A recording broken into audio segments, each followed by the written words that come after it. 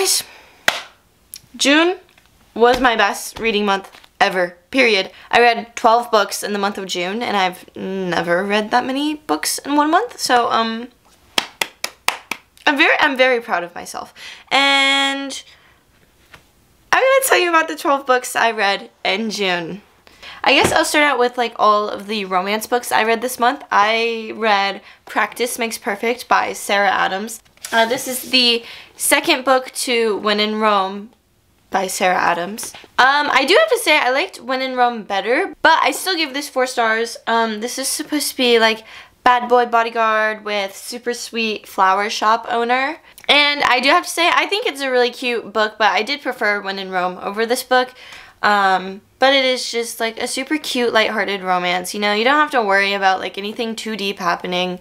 Obviously there's going to be some like issues and problems, but overall I really liked it and I thought it was really cute. Another romance book I finally picked up this month was Better Than the Movies by Lynn Painter. I believe I also gave this 4 stars. This is a YA contemporary romance that the world apparently loves, and it took me forever to actually pick it up. In this book, we have our 2 main characters of Liz and Wes, who are kind of like rivals, and they're always fighting over like this parking spot. All of a sudden, Liz's childhood crush Michael moves back into town, and she asks her neighbor Wes to help her, you know, get a relationship going with Michael. So that's like the trope, is where he's helping her get the guy, and they're like rivals. At the beginning of each chapter, there's like lines from a rom-com, and it was really fun like quizzing my mom like if she knew which rom-com each line was from. And overall, I think this was very cute, and it is quite emotional. But yeah, it's a very cute YA romance, and I do recommend it. Another romance book I read this past month was What Happens After Midnight. I think this is a solid 4.5 stars. It is a very cute YA romance that is filled with Taylor Swift references. Love her! So this book is about a senior prank occurring where there's like the jester who is in charge of doing the senior prank, and then he has to like tap people to get them to do it, and it's a very small group doing their senior prank, and they have to do it all in one night, and it's like very secretive at like a strict boarding school. And then this book also has a second chance romance in it. So it's kind of interesting because these exes kind of have to work together to, you know, get the prank across, and then second chance romance, like, oh, they're just so cute, plus all of the cute tropes. And so yeah, a lot of this book just happened just like in the one night that they're doing their senior prank, but it's very cute. It's a nice little summer romance or end of the school year romance. Definitely recommend. I also read Love Theoretically by Ali Hazelwood this month. This is Ali Hazelwood's new release. She wrote both of these books, and I loved both of these books of women in STEM. This book is also a woman in STEM. This book I ended up giving 3 stars, and I don't think it's because the content is necessarily bad, because I actually really enjoyed the content. It's just that I didn't feel a deep connection with these characters at all, and I kind of felt like disconnected from them. But like I still think it was a pretty good book. Like I still gave it 3 stars. We have Elsie and Jack. They are both physicists, and Elsie is trying to get a job. And there's one issue, is that like she's a theoretical physicist trying to get a job, and he is like on the hiring committee, and he is I believe it's an experimental physicist, and they're rivals. They're like enemies. So then she's trying to get the job, and she's like, oh my gosh, he's like sabotaging me. She also like fake dated her brother, but he doesn't know that it's fake dating. So that puts them in an awkward spot, because she was also lying about her occupation when she had to meet the family, and she was like, oh, I'm a children's librarian, and then she's interviewing for this job, and he's like, really, are you a librarian or are you a physicist? What's going on here? Yeah. But I do think this is a really good book. I don't know why I felt disconnected, but I did. But I still think it's good. Love Theoretically by Ali Hazelwood. Another romance book that I picked up this month was Meet Me at the Lake by Carly Fortune. I didn't like it. I gave it 2 stars. I didn't really like it, but it's pretty. In this book, we have Fern, who just like inherited a resort. That's what you would call it, a resort, because her mother just passed away.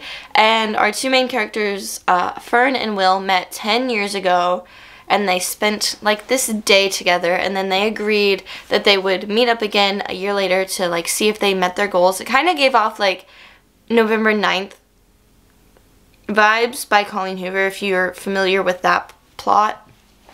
But yeah, they like made a list of goals, and then they're like, we're not gonna contact each other until a year from now, and then we're gonna go over our goals and see if we met them. And then he doesn't show up a year later, and then it's not till like 10 years after they originally met, he's a guest and was hired by her late mother to help save the resort. And so it's kind of like that second chance romance. There's dual timelines going on. I just personally thought it was kind of boring, and it wasn't my favorite read. I also think a lot of parts of this were just really cliche, and like I'm okay with cliches, but they just weren't done well. Not in a way that I was like, oh, I want to read that again. Like, no, I didn't really like it. So then I also started a romance series this month. I started the Addicted series by Krista and Becca Ritchie. I read Addicted to You and Ricochet. And I read 2 books in this series, and I'm already like very attached to every character. It's just so good. I gave Addicted to You 5 stars, which most people don't give the first book 5 stars, but I loved this book. And I gave Ricochet 4 stars because not as much happens in Ricochet, and I feel like Ricochet was a bit slower than Addicted to You was. But basically the premise of this whole series is that our two main characters, which are friends to lovers by the way, Lily and Lo, both have addictions, and they're like masking it from their families. They are fake dating to sort of cover up their addictions. Lily is addicted to sex and Lo is addicted to alcohol, and you see them trying to hide that, and then, you know, it's a romance book, not gonna spoil what happens, but you could probably guess what happens. And then this is a 10-book series, like this along with the Calloway Sisters series, 10 books. But you just see them navigate through life and trying to cover their addictions, and then I believe like just later on in the series you see them trying to like overcome their addictions and be recovering addicts. But I just feel so connected to these characters. They feel like real people, and this book made me sob because I was like, these people are so real, and I just, oh, like I love them so much, and I feel bad for like everything that they go through. Also, they're rich. Love a good rich person. Oh, so good. But yeah, I already love this series. Alright, next let's change the genre up. Let's go to this. I read Finley Donovan is Killing It, which is like a funny thriller, a funny mystery. It's a lighthearted, funny book, but it's like mystery thriller-y. I actually got this with Blind Date with Book. I probably wouldn't have picked it out by myself, but I'm actually really happy that I like got out of my comfort zone and tried it. It's where Finley Donovan is like, she's an author and she's trying to write a thriller. She's going over the plot with her agent, and then someone, like a rich person, overhears her, and then all of a sudden she gets slipped a note saying like a price and saying like, kill my husband. Which is very interesting, and then next thing you know, people die, there's mystery, there's a lot going on in this book, and it is a series. I don't know if I'll ever pick up the second book in this series, but I did enjoy this. I think I gave it like 3 or 3.5 stars. I liked it, but I don't think I liked it enough to give it a 4 star. Another book that I read that I didn't love was Mary Jane by Jessica Anya Blau. Yeah, so I gave it 2 stars, which was honestly like pretty shocking to me because like a lot of the influencers that I follow really love this book and compare it to Daisy Jones and the Six. Let me tell you, not similar whatsoever. If you like Daisy Jones and the Six, which I do.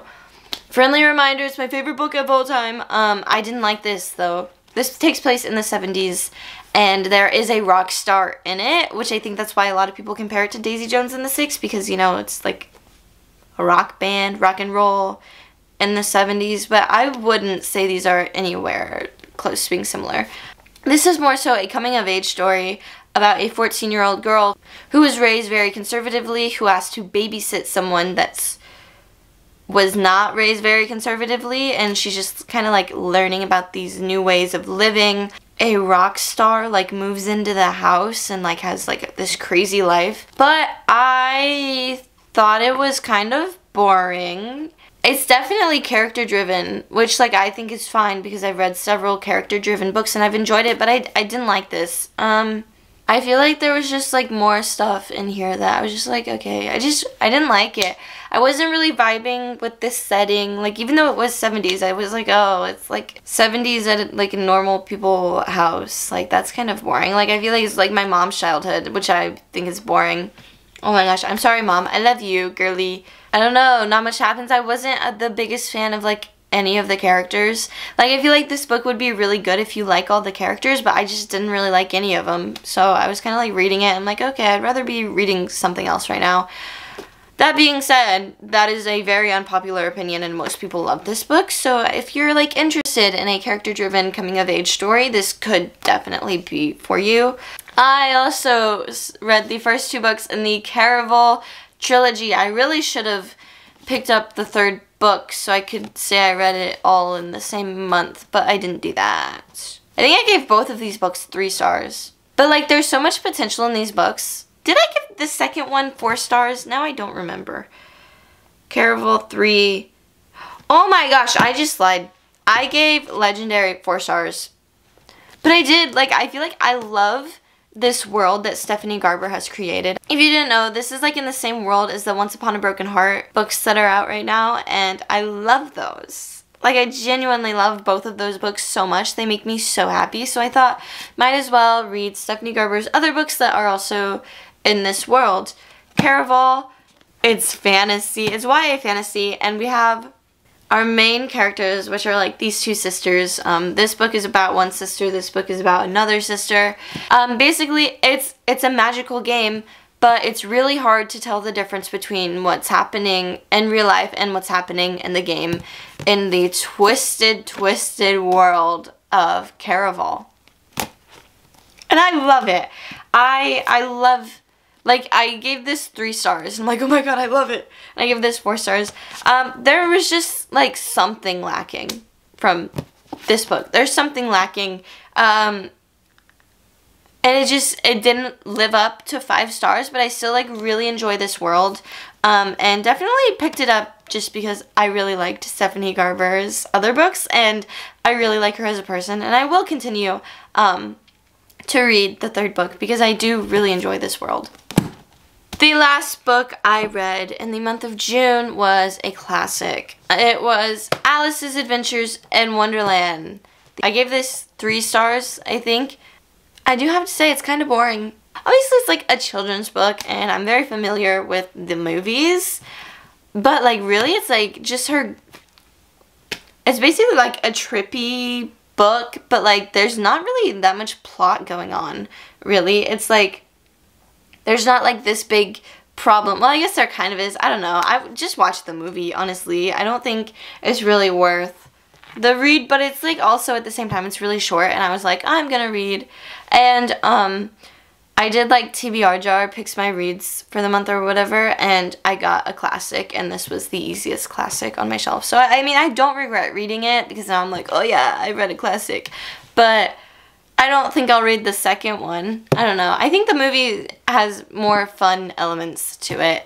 It is slightly different than the movie, but, like, might as well just watch the movie. I think there's more of a plot to the movie than to the books. Anyway, those are all the books I read this month. I hope you enjoyed this video, and you should, like, you know, stick around and see all the books I read in July. Like, if you want to, like, subscribe or something. That would be very nice. I will see you soon. Bye!